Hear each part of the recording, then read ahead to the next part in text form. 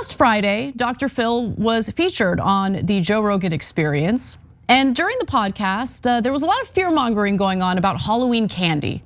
So I don't want to put words in anyone's mouth. Why don't we hear it for ourselves before Jamie squashed the nonsense? Let's watch. And what they're doing now, Joe, is they're putting them in these pastel colors. I think I sent you some of those, Jamie. In the pastel colors, they're making them look like these candies that the kids get.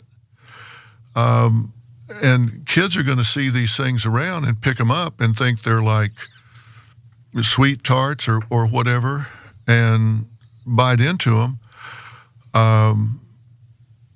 If I was a parent, I would go to the store and buy every kind of candy I could find, and as soon as my kids came home from trick-or-treating, I would take their pumpkin and dump it into the trash and then fill it back up with candy I knew was good and hand it back to them. I wouldn't let them take a single piece of candy from trick-or-treating because you don't know what's in there. That was always the fear, right? When we were kids, is that someone was going to sneak in. We thought there'd be a razor blade in an apple or something. Yeah. I saw this going around, but I heard a lot of people pushing back a couple of days after this was made major headlines because they were showing. Say no. Who's the expert? Who's the expert? Because obviously these drug pushers are going to want to give their drugs away for free to the kids. So who's that expert, Jamie? Jamie is Rogan's producer, by the way, who had to jump in and be like, yeah, this story might not be real. Might be fake. So, I just feel like this is the Halloween story that will not die every single year. Die.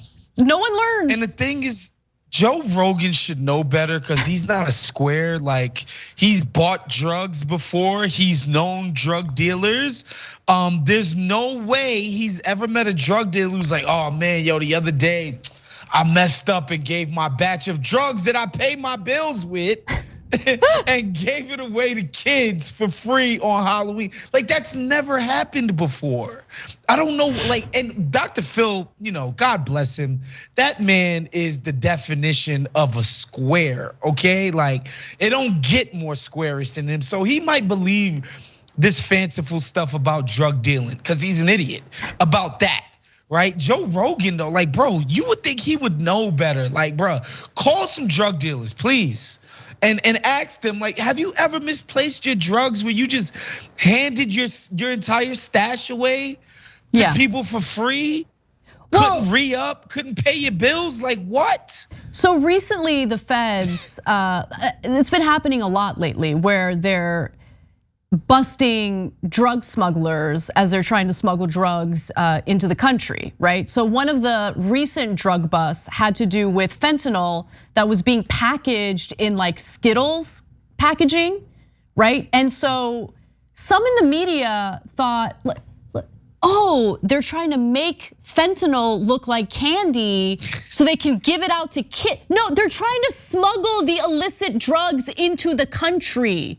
They don't do it by putting it in massive bottles that say fentanyl on it. Like, what is wrong with these reporters? Are they stupid? How do they get hired?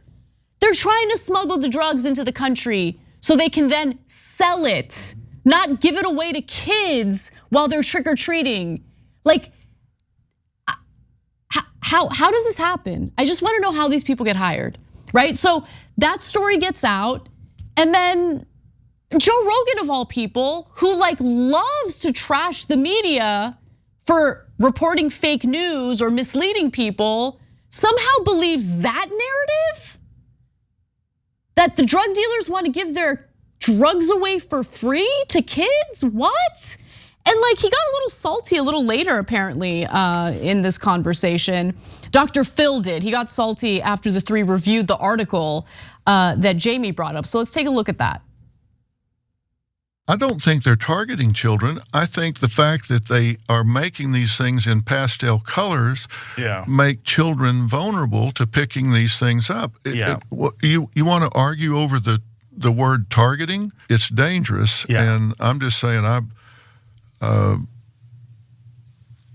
you know my grandkids, they won't be getting any candy out of that.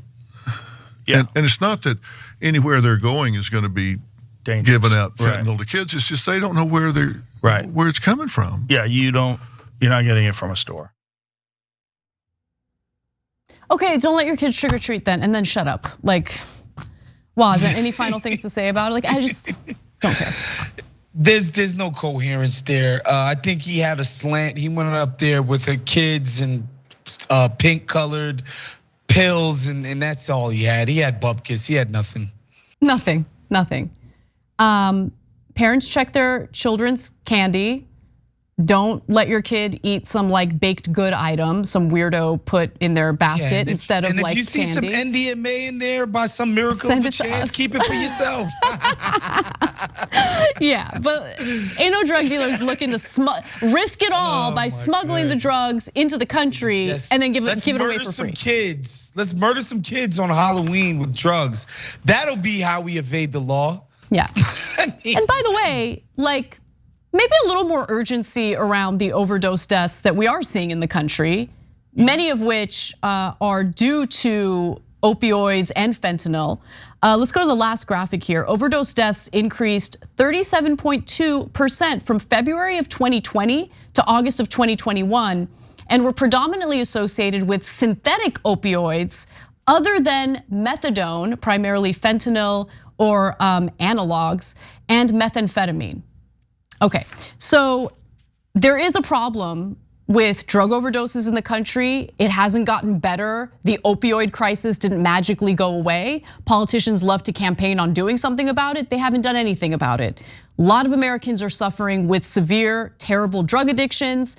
Street drugs are increasingly laced with fentanyl. You have high school students. I mean, there's endless stories out of California of high school students buying these street drugs thinking that it's just like Xanax or some other prescription painkiller.